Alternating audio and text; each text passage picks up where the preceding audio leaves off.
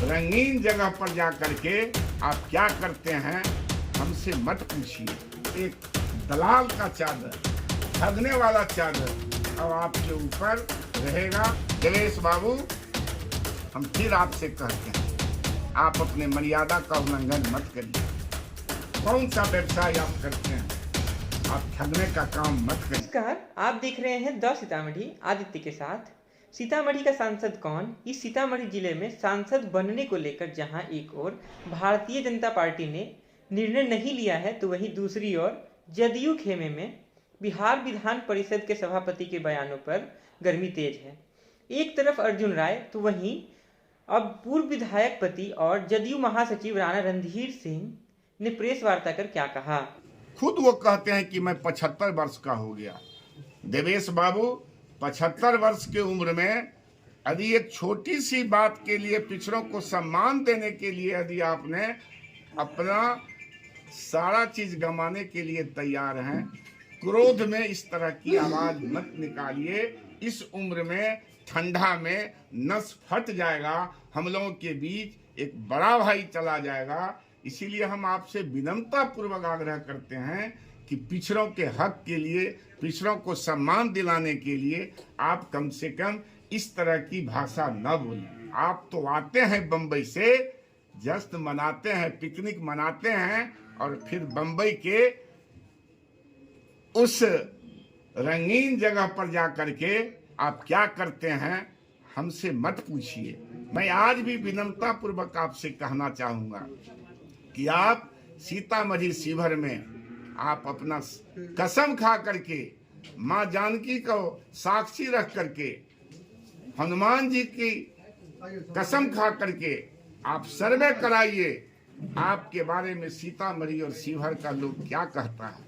यदि आपके पास ईमान होगा, आपके पास सही में नैतिकता होगा, तो जब सर्वे कर करके आएगा तो उससे पूछिएगा कि सर्वे में क्या रिपोर्ट आया है, और उस रिपोर्ट को जब आप दिल से सुनिएगा तो शायद आप जहर खाना पसंद करेंगे। यदि आपके पास नैतिकता होगा तो आप राणा ऐसे समाजवादी और गरीबों के बीच लड़ने वाले के बीच उंगली नहीं उठाएंगे। देवेश बाबू, हम फिर आपसे कहते हैं, आप अपने मर्यादा का उल्लंघन मत करिए।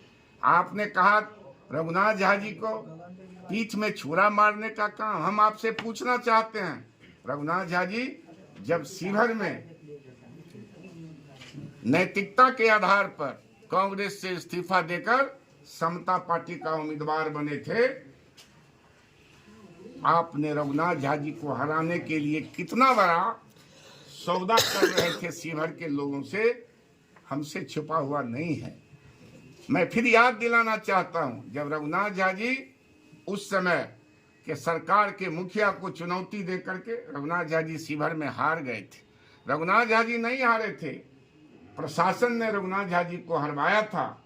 और रघुनाथ झा जी जब गोपालगंज में जाकर के चुनौती दिए थे उस समय के सरकार के मुखिया को, और उनके खिलाफ काली पांडे लड़ रहे थे, तो काली पांडे से मिल करके रघुनाथ झा जी को हराने के लिए आपने बंबई से जो थैली ला करके देने का काम किया था, वह भी हमको पता है।